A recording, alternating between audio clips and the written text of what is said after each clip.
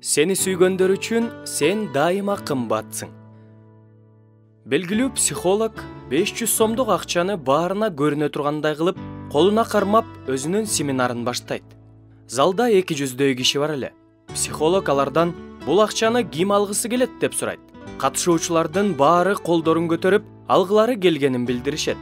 Кимдир бирөөңөр бул акчаны алганга чейин мен аны бир нерсе кылайын деп 500 сомдук кагазды бырыштырып бүктөп салат да, дагы эле алгыңар келмекпи деп сурайт. Катышуучулардын баары колдорун көтөрүшөт. Анда деп жанагы 500 сомду полго таштап, буту менен тебелеп салат.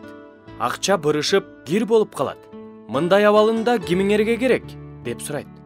Дагы эле баары колдорун көтөрүшөт. Достор, силер бул мисал аркылуу маанилүү сабак алдыңар. Эмне гана кылганыма карабай, силер бул акчаны алгыңар келди. Анткени ал баалуулугун жоготкон жок. Ал дагы деле 500 сом бойдон калды, дейт семинарды өткөрүп жаткан психолог. Достор, биздин жашообузда да кыйынчылыкка дуушар болуп, алсыз болгон, колубуздан эч нерсе келбей калган учурлар кездешет. Сен жашап жатасың, бирок эч кимге керек эместей сезесиң өзүңдү. Жашооңдо эмне гана болбосун, сен эч качан өз бааңды жоготпойсуң. Тепселенип кир болдуңбу? Же таптаза ойдонсуңбу? Колуңда бир нерсең барбы? Же баарын жоготтуңбу? Сени сүйгөндөр үчүн сен дайыма кымбатсың. Биздин баалуулугубуз колубузда болгон нерсе менен, кылып жаткан ишибиз менен, кайсы бир тааныштарыбыздын бар экендиги менен эмес, биз өзүбүз бар болгондугубуз менен аныкталат.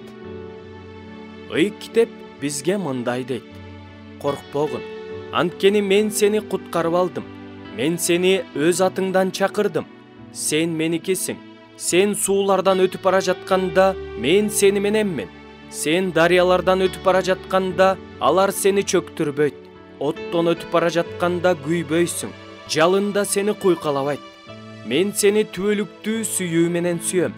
Ошондуктан сага ырайымдуу колумду сундум. Кудай үчүн жана сени сүйгөн адамдар үчүн сен баалуусуң, өзгөчөсүң. Муну эч качан унутпа.